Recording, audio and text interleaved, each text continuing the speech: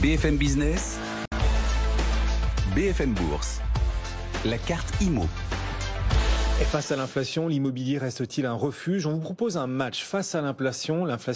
Les SCPI, que valent-elles ces SCPI par rapport à l'investissement locatif direct? Que privilégier face à l'inflation entre les SCPI et l'investissement locatif traditionnel? Raphaël Oziel vient de nous rejoindre. Bonjour. Bonjour Guillaume. Fondateur de la boutique des placements. Raphaël, lequel de ces deux investissements vous semble le plus rentable?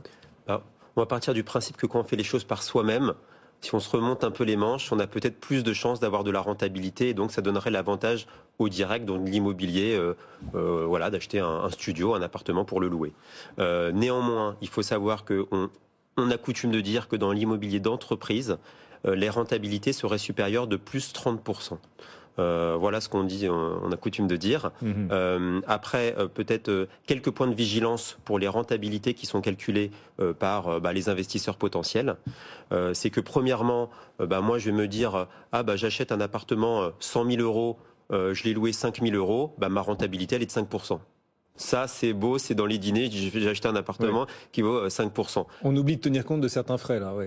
Voilà, donc par exemple, on a les frais de notaire, c'est un peu un impondérable. Dans l'ancien, on a 7 à 8%, donc déjà votre rentabilité elle passe à 4,6%. Vous avez une taxe foncière, peut-être vous coûter 600 euros, on est à 4. Et puis on a peut-être des charges de copropriété. Et là, du coup, c'est un petit peu moins sexy, on tombe dans les 3%. Et ça, c'est avant la fiscalité. L'avantage des SCPI, au moins on est clair avant fiscalité, c'est que c'est des rendements nets de tout frais. Ça, c'est le premier point.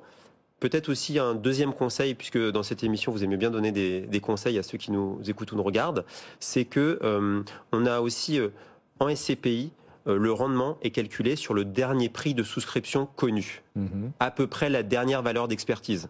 Nous, investisseurs, quand on achète un appartement en direct, moi j'ai acheté un appartement il y a quelques années, je calcule ma rentabilité sur le prix que j'ai acheté en 2015-2016. Et que peut-être il y a des clients qui, sur de l'immobilier ancien, qui les détiennent depuis longtemps, pourrait se poser la question, est-ce qu'il n'est pas le temps peut-être de les vendre parce qu'il y a des charges de copropriété, parce que les taux remontent et qu'il y a peut-être encore une fenêtre de tir pour les céder, pour peut-être les réarbitrer sur quelque chose qui correspond un peu plus à leurs besoins. Voilà, ça peut être un élément de réflexion. Vous n'osez pas le dire clairement, mais donc dans ce match entre SCPI et investissement locatif direct, face à l'inflation, votre point de vue, c'est qu'il vaut mieux privilégier les SCPI. Vous nous disiez l'immobilier d'entreprise auquel les SCPI permettent d'accéder même aux particuliers. L'immobilier d'entreprise est à peu près 30% plus rentable que l'immobilier résidentiel en moyenne. Donc de ce point de vue, avantage aux SCPI. Dans le calcul des frais, c'est plus facile de se rendre compte de la rentabilité nette dans les SCPI que quand on investit en direct dans l'immobilier aussi. Donc pour l'instant, plutôt une prime aux SCPI face à l'inflation. Alors, peut-être qu'en fait, sur le rendement locatif, on aurait plus, l'avantage serait au SCPI puisqu'on fait un match pour être assez clair.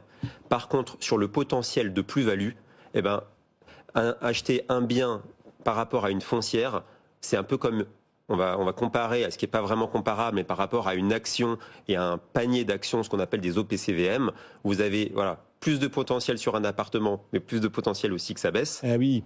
À l'inverse, sur le risque, vous avez une foncière qui achète chaque mois, régulièrement de l'immobilier, ce qui va permettre un lissage, et on a vu, on est dans un monde de plus en plus mouvant, de plus en plus incertain, qui va créer une moyenne. Parfois, elle va bien acheter, parfois elle va moins bien acheter. Les taux vont augmenter, ça aura plus ou moins un impact, mais du coup, ça fait quelque chose de peut-être moins de plus-value, mais quelque chose d'extrêmement stable, et ça, c'est clairement l'avantage des SCPI. Oui, elle permet de diluer le risque davantage que quand on investit dans un seul bien en investissement locatif direct. Voilà.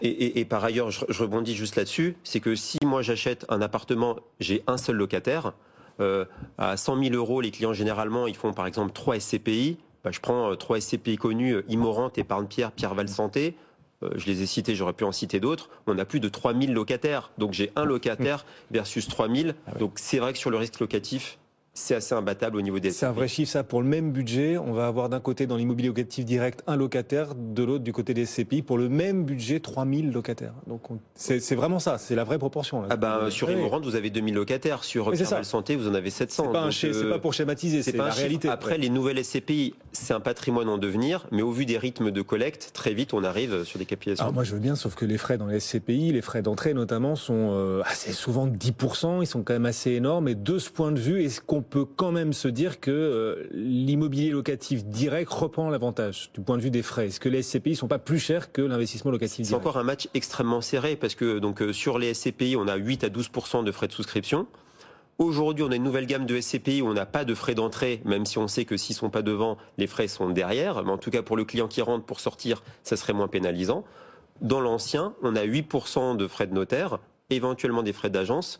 Et sur le neuf, on est en 2 à 3, voire gratuit. Donc, c'est encore une fois un match extrêmement serré. C'est plutôt une histoire de projet que de frais. Il faut jamais choisir un placement pour la fiscalité. Bon, enfin, ça compte quand même à la fin. Ça change, ça peut changer l'échelle de l'addition. La fiscalité sur les SCPI par rapport à l'investissement locatif traditionnel, elle est mieux, elle est moins bien? Alors, les SCPI, c'est de l'immobilier, elles sont fiscalement transparentes. Donc, à la base, c'est exactement la même fiscalité. Ça se rajoute sur votre tranche marginale d'imposition. Vous pouvez être éligible au microfoncier de la même façon.